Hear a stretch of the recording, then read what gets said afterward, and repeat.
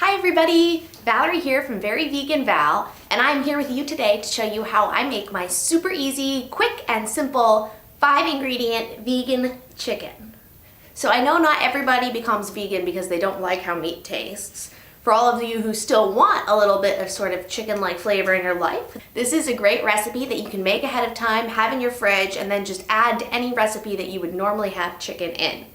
It is cheaper than buying other versions, and it is a great way to help make weeknight dinners easier. All right, let's get started. Making this easy vegan 5-ingredient chicken is basically a 3-step process. The first thing we're gonna do is we're gonna put it all in the food processor to combine. Then we're gonna knead it, and then we're gonna steam it. So let us get started with the food processing. As I mentioned before, this only has 5 ingredients. So the first ingredient we're gonna do is about ½ a cup of whole chickpeas. Now this is sort of like a generous fat ½ cup, but it can just go right in our food processor. And then this is the main ingredient. So this is vital wheat gluten. We're basically making a seitan recipe, or what they call like wheat meat, because it's made just from the protein in flour and not the starch. So here we have 1.5 cups of vital wheat gluten. And so those 2 ingredients we're using for texture. And the next ingredients are all going to be about flavor. So here we have 3 tablespoons of miso paste and another 3 tablespoons of nutritional yeast. Our next ingredient is garlic powder. And so we're going to add about a teaspoon of it.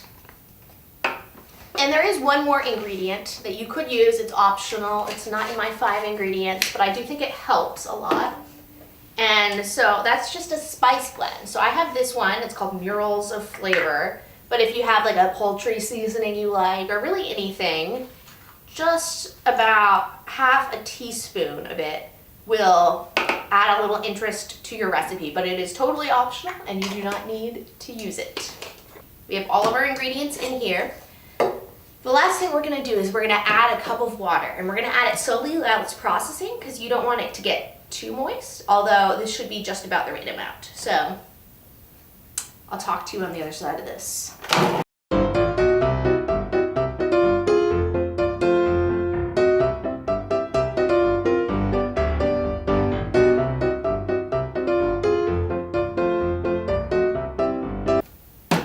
All right, here we are. As you can see, I let the food processor run for a little while because it will help us by doing some of the work of the kneading for us. But what we have here is a pretty soft, nice, even, garlicky smelling, brain-like dough. And the next step is going to be kneading. So what we're going to do is we're going to knead it for 5 minutes, and I'm going to do a process of pushing and stretching, and then we're going to let it sit for 10 minutes. And then we're going to knead for another minute before we go ahead and shape it.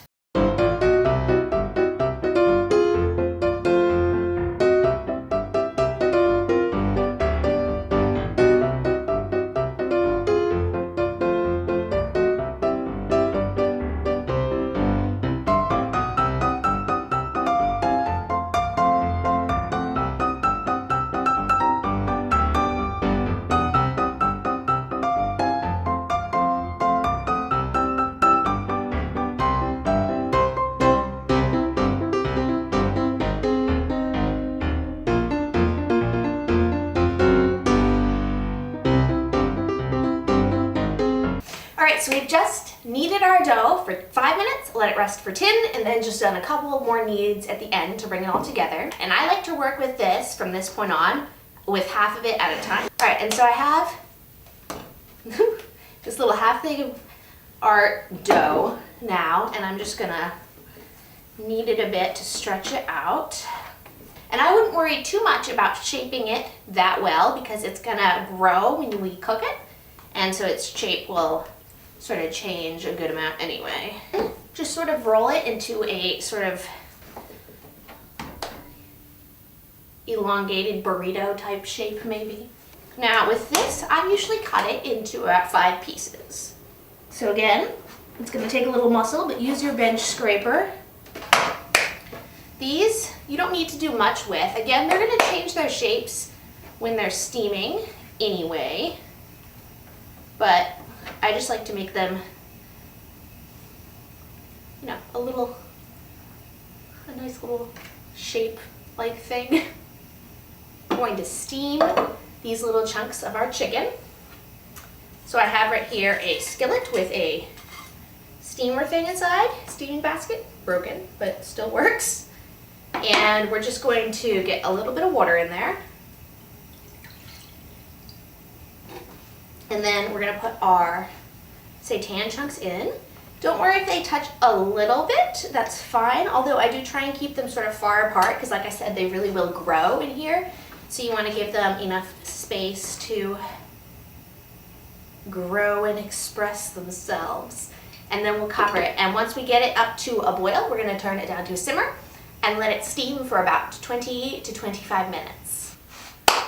All right, so step 3 is complete. We've steamed our vegan chicken and I will show you what we have. So, all right, and here you can remove the seitan. As you can see, this has grown a whole lot. Compare the size of that to the size of this uncooked one. So I'm just gonna take these off, and they're pretty hot, so be careful. And then I'll just steam this other set. All right, so now that we have our lovely chunks of vegan chicken, you can see they're a little bit stretchy. As they cool down, they'll become less stretchy and they'll have that nice chickeny texture. So make sure you let them cool down fully before you use them.